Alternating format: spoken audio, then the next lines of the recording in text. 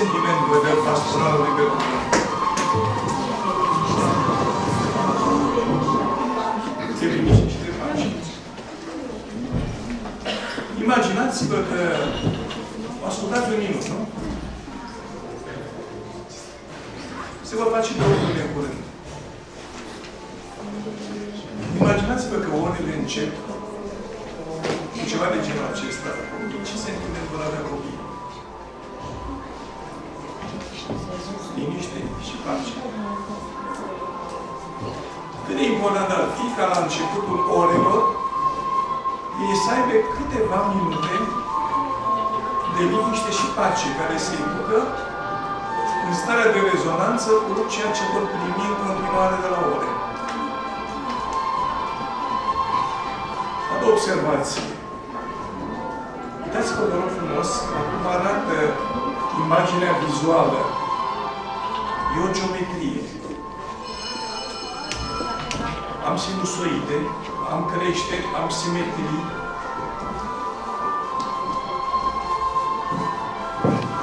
Este o ordine formidabilă pe care o creează imaginea vizuală a muzicii.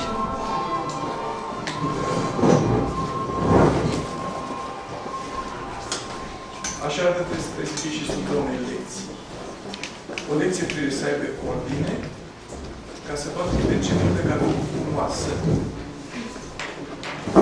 Putem spune, uitați-vă, același pattern care se repetă, fără a fi nicio treabă plictisitor, pentru că intră într-o armonie. Alt lucru pe care trebuie să-l vedem.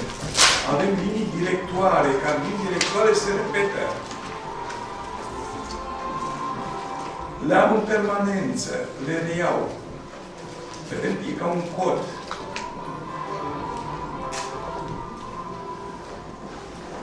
Al patrulea, e un limbaj al tonurilor. Tonurile sunt mai puternice sau mai puțin puternice. Intensitatea trăirii sau emoției este cea care creează forța tonului. Noi când discutăm cu copiii, ne exprimăm pe multe canale. Canalul sufletesc se exprimă în tonuri. Ce le deschide copilul apetitul? Intensitatea sau armonia? Dacă un profesor vorbește tare, e auzit mai bine decât dacă vorbește cald?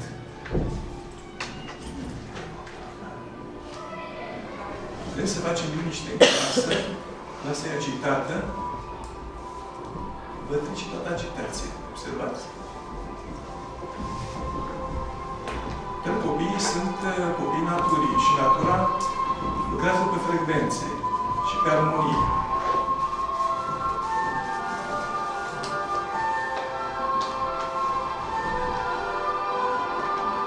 Avem inclusiv bătăile de inimă cu emoții cu tot.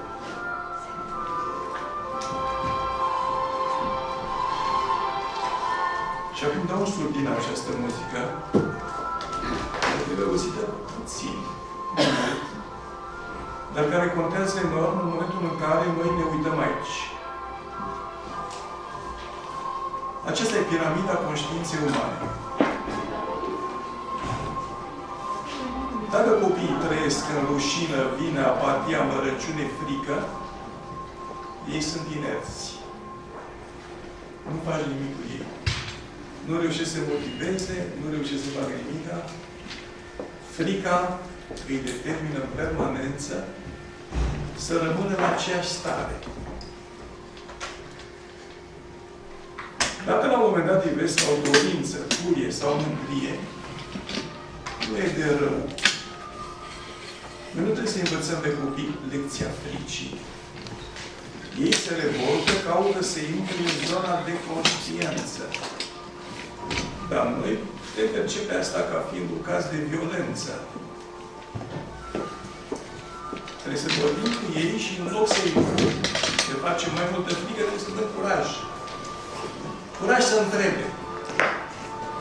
Curaj să afle. Curaj să exprime. Performanța presupune, în primul și primul rând, necesitatea de a avea curaj să aibă personalitate proprie. Să nu fie doar o masă de manevră. Dacă au curaj, capătă încredere. Dacă au încredere, capătă optimism. Dacă au optimism, capătă iertare. Și iartă greșelile profesorilor, iartă greșelile părinților, se iartă unii pe alții. Și atunci trăiesc în bună dispoziție și productivitate. Și abia de aici încolo urmează baza pentru înțelegere. Vrem să avem copii performanți? Nu ajung să fie performanți decât dacă au trecut pe aici. Arta profesorului înseamnă să învățăm pe copii curajul, încrederea, optimismul și iertarea. Eu cunosc foarte bine că sistemul nostru de învățământ acum e bazat pe pedeapsă și răsplată. E o tresură, nu este o educație.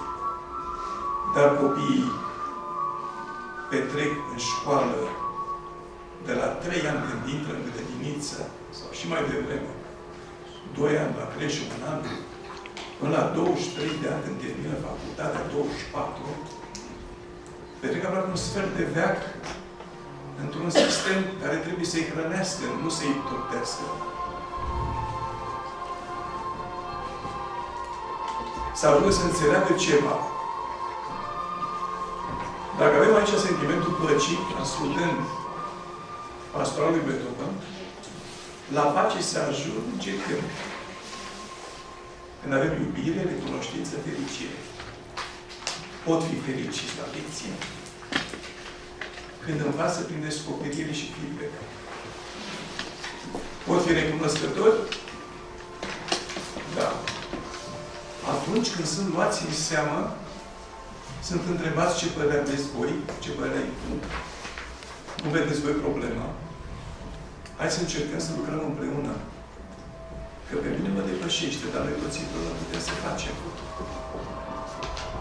Deci când flexibilizăm raportul dintre profesor și copil,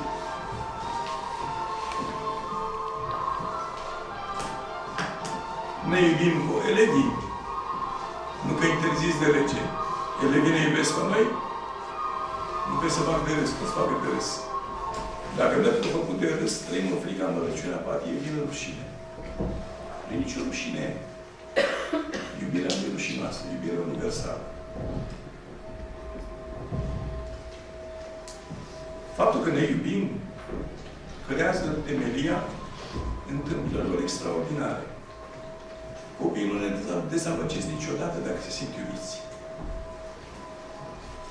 Dacă se simt iubiți, din ce cauză credeți dumneavoastră că odată intrați la grădiniță, ei cresc bine. În primii ani de școală generală performează destul de bine. Pentru că învățătoarea iubește. După ce ajung la gimnaziu, începe declinul. De ce? Sistemul este așa fel construit încât un profesor are atât de mulți elevi că nu-i cunoaște. Dacă nu-i cunoaște, cum să iubească. Dacă nu sunt iubiți, nu sunt stimulați. Nici să înțeleagă, nici să meargă mai sus, să ajungă să fie pașnici. Dacă n-au curaj și nu îi se stimulează curajul de a gândi, curajul de a fi, de a-și exprima propriile păreri, ei nu pot să crească. Și atunci, un sfert de veac stau în școală degeaba. Aici e mare problemă. Școala trebuie să fie un templu al cunoașterii. În momentul actual e o piramidă a fricii. Pentru că sistemul administrativ amenință în permanență. Nota e amenințătoare. Eu am scos 84 de medalii internaționale pe elevii mei. La un cerc de matematică. Și acum sunt sute de matematicieni, nu știu, peste 300, care sunt matematicieni de top în lume. Unii sunt matematicieni, alții lucrează în cercetare, învățământ superior, în diverse lucruri. Unii în business. Director de bancă, cine știe, fiecare în zona lui. Sau cercetează pe altceva, economie, medicină. Niciodată nu le-am pus o notă, niciodată nu le-am dat un calificativ, niciodată, dar am explorat universul descoperirii noului. Asta a în permanență. Pentru ea a fost în permanență curaj, încredere, optimism, iertare, înțelegere, iubire, recunoștință, fericire. Mă caut așa cum mai lucrăm și acum împreună cu unii din ei. Nu știu că sunt profesori universitari, n-am mai apucat să-i număr, sunt peste 100. Dar nu la universități de provincie, ci la mari universități din lume.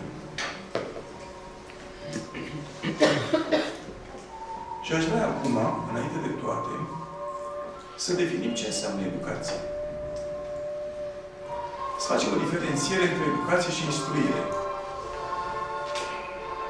Pentru că este o foarte mare diferență între educație și instruire.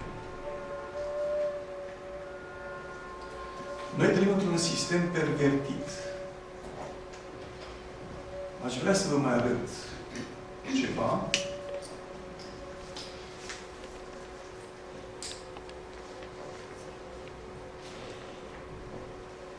Music of the Plants. E un experiment absolut fabulos.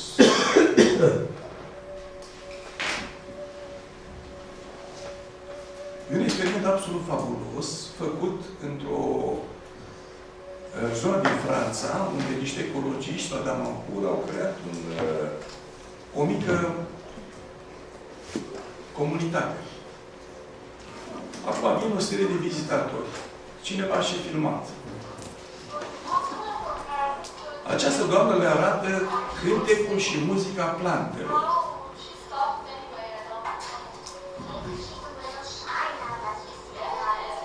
Plantele sunt ființe, sunt inteligente, cum adică cântă. Vedeți, fetița a fost neglijentă, a lovit frunzele când s-a mișcat. Se uită curioasă, nu prea vine să creadă. Uitați pe aceea, ne pasă. Dă peste floare. Pentru că pentru ea, planta este obiect. Doamna aceasta îi pune un electrod pe frunză și un electrod pe rădăcină. Iar cele două fire sunt băgate într-un sintetizator de sunete.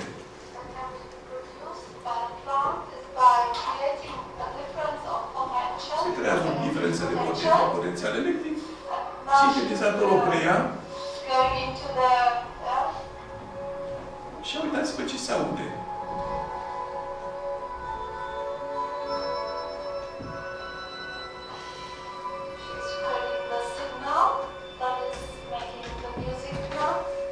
Muzica are armonie. Ați ascultat până acum muzica lui Beethoven. Muzica asta are armonie. Planta se exprimă.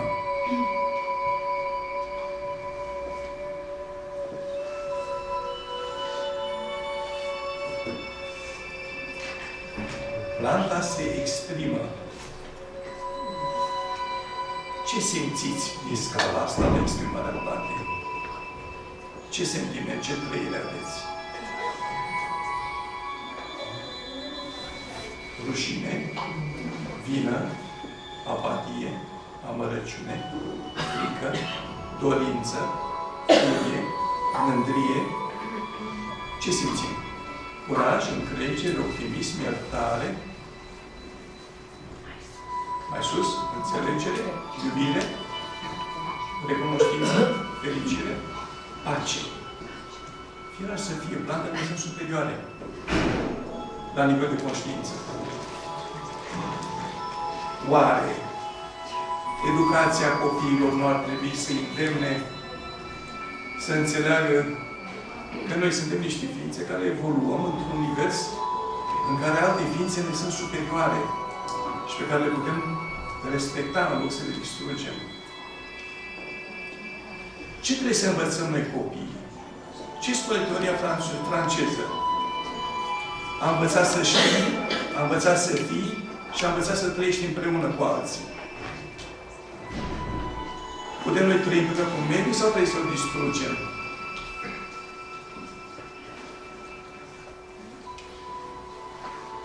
Este ceva fundamental pentru un om ca să-și dezvolte personalitatea, să înțeleagă aceste detalii? Merg mai departe. Acum sunt mai multe plante care reacționează între ele.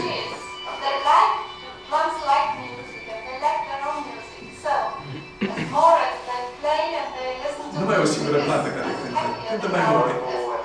Și vă rog să ascultați cum sună muzica mai multor plante care dialoghează.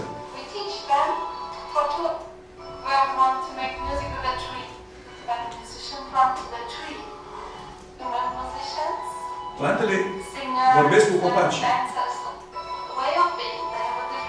Și ascultați-vă.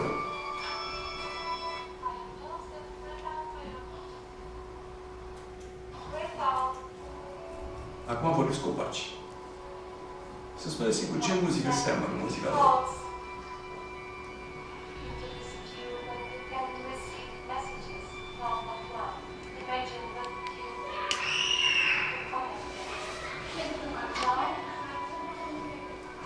Acum muzică orchestrală, cântă mai multe.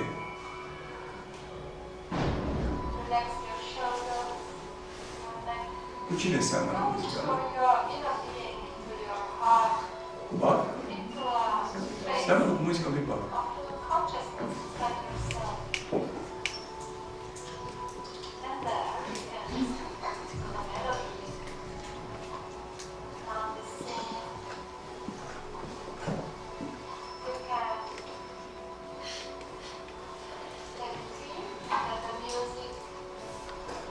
Cum mi se pare? Se aude până acum sării? Mi se pare fascinant? Bănuiam noi că plantele sunt cu nivel de conștiință mai înalt decât oamenii? Haideți să facem o comparație. Mai aveți păduri prin preajmă? Puține, nu? Sau defrișate? Uitați-vă bine, în ce stare trăiesc oamenii? Trăiesc în rușine, vină, apatie, amărăciune, frică, dorință, furie, mândrie. De ce? Nu mai avem plantele care să ne învețe sentimentul păcii și care să ne îndemne să urcăm această scară. Lucrurile sunt foarte interconectate între ele. Și dacă stăm și gândim un picuț, ne dăm seama acum că astea sunt cunoștințe care merg pe cale dintre cele trei dimensiuni. A învăța să fii, a învăța să știi sau a învăța să trăiești împreună.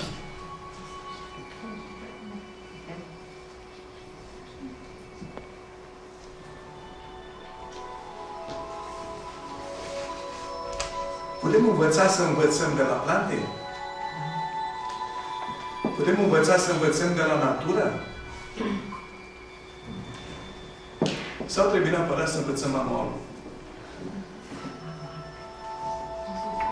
Știți care este rata de reținere a informației de parcurgerea a 25 de ani de școală? 6%.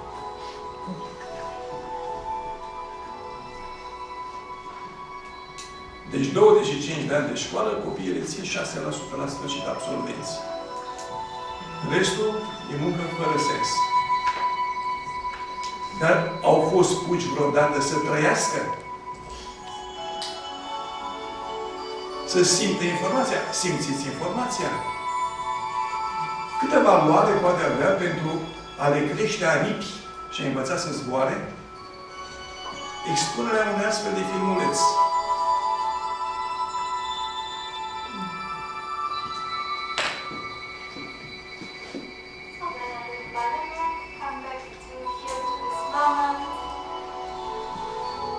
Mai mult de atât, haideți să ne uităm la un experiment absolut formidabil.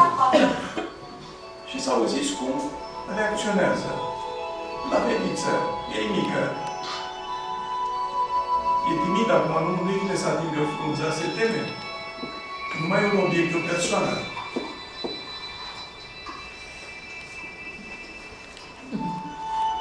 Înainte a fost brutal, a dat peste frunze. Și zice, da, dacă mă va pedepsi. Și mămică încurajează, haide, fata mea, că nu-i nimic grav. Uitați-vă la mama cât e de îngânturată și de îngrijorată și de plină de probleme.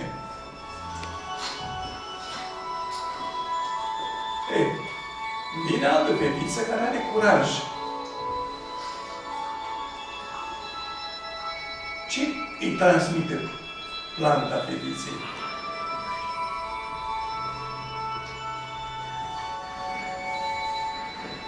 Despre ce vorbește? Curaj, încredere, optimism, iertare?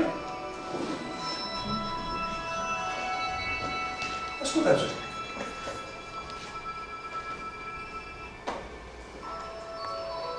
Vine doamna cea îngrijorată. Și are loc același experiment. Pune mâna pe o frunză. S-a schimbat registrul. Planta o sfătuiește. O învață să-și depășească problemele. O învață să aibă încredere. Să fie tenace, să nu se lase.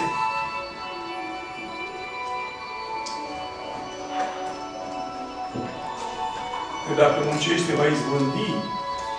Uitați cât de mult insistă.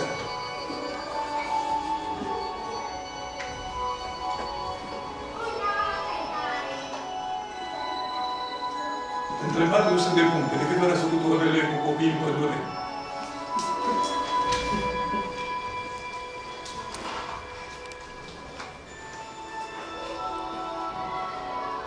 Doamna a plecat șocată. Vine din nou fetița timidă. Și spune că am încredere acum. Hai că nu o să pățesc nimic, nu încearcă.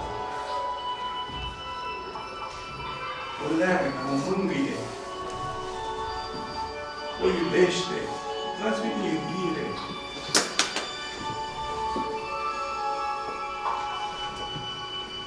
Știe planta să fie profesor mai bun decât noi?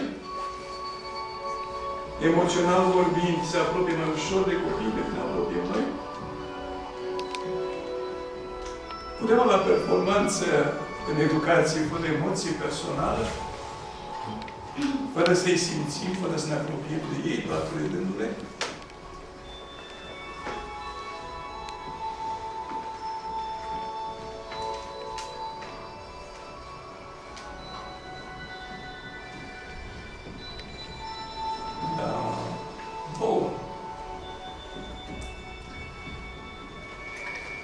Ok. Ce părere aveți? V-a plăcut ce ați urmărit? O să uitați vreodată? Nu. Pe ca să nu uitați niciodată, există un secret. Da? Vedeți care este. Și foarte interesant că dacă noi ne uităm un pic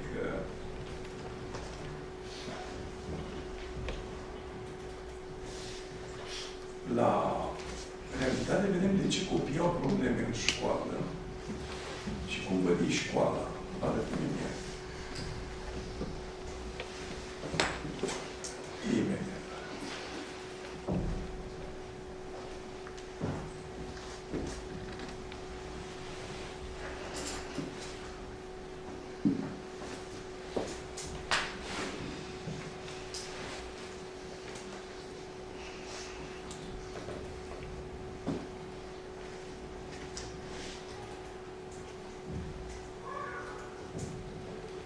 Uitați-vă dumneavoastră cum văd în școală. Plictiseala. Iubitul cel mai distrugător este un acid care macină tot. Informație repetitivă și neinteresantă, care nu le dă trăire. N-au trăire, n-au emoție. Nu percep nimica. Tensiunea psihică negativă. Agresiunea verbală.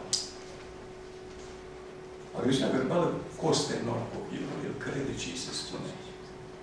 Când dascăl îi spune ești prost, el crede că e prost.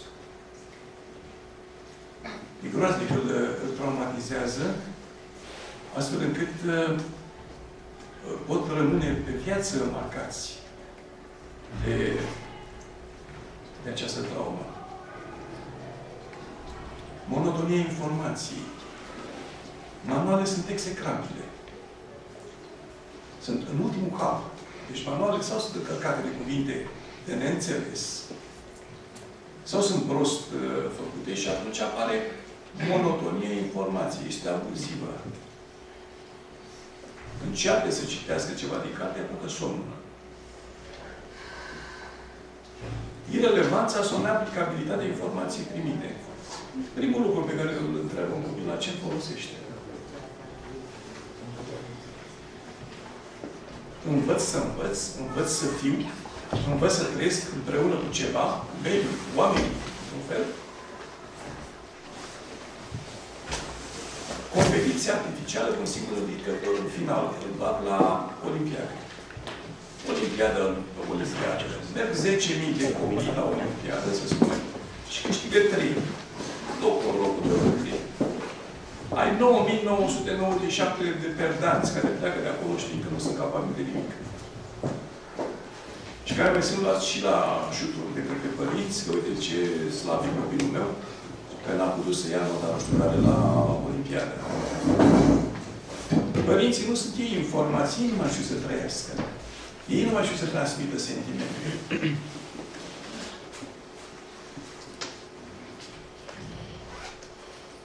Mediul impropriu de învățare. V-am întrebat dacă ați făcut vreodată lecțiile în pădure. Dar pe malul râului. Nu. Dar pe creasta muntelui. Dar într-o fâneață în care să vadă cu ochii lor. Traseu de carieră neidentificabil. Încotro mă întreb, știind toate chestiile astea. Păi mă întreb, nu știu unde, nicăieri mă întreb. Când întrebi un copil pe liceu ce vrei să te faci, jumătate dintre ei, dacă nu mult mai mult, spun, nu știu. Încă jumătate din liceu au rămas, spun, încerc la amputare și dacă nu reușești acolo, încerc în altă parte. 3 sferturi dintre ei sunt totalmente nehotărâți, pentru că nu văd un trasul de carieră identificabil. Lipsa unui sistem de atractor pe pasiunea cunoașterii. În legea educației, cu mâna mea am băgat, deci știu foarte bine, sunt orele de enrichment, sunt orele la dispoziția școlii, în care dezvolți pasiunea către cunoașterea copiilor, în care le dai informații de tipul celor pe care le-ați parcurs dumneavoastră cu plantele de Adam Apur. Sau cu altele. Alea nu sunt pentru completare de catedră. Sunt pentru deschiderea orizontului copiilor. Dacă profesorul își completează catedra și deschide orizontul copiilor în timpul ăla, e în legea educației. Are voie. Dar ne trăim într-un sistem care s-a dezvoltat pe frică. Profesorul e frică. Pentru că vine inspectorul care e pus politic. Și el nu are competența necesară să înțeleagă totul în educație. Dar de unde a fost pus politic? E un politic. Bun? Și se teme, pentru că nu se pricepe, se teme că va fi schimbat. Că ăștia sunt schimbați ca ciorapii. Se schimbă partidul de guvernământ, se schimbă tot. Inspector, director, tot, și vine aia care a auditat fișe la partidul următor. Care a câștigat. Nu? Și atunci el execută ce îi spune șeful mai mare. Șeful mai mare e tot un politic. Și ajungi la ministru care e pus politic și care habar n-are pe ce unde se află și nu cunoaște pedagogie. Nu cunoaște sistemul de învățământ. Și atunci totul se impune pe teroare. Și pe teroare se duce de sus în jos până la copil care trece în teroare. Teroarea la nivelul copilului. Te las repetent, te las coligent. Păi cum să trăiești în așa ceva? Vă să întreb copilul, tu cum simți problema? Ai descoperit ceva interesant? Care este partea pe care o aduci tu în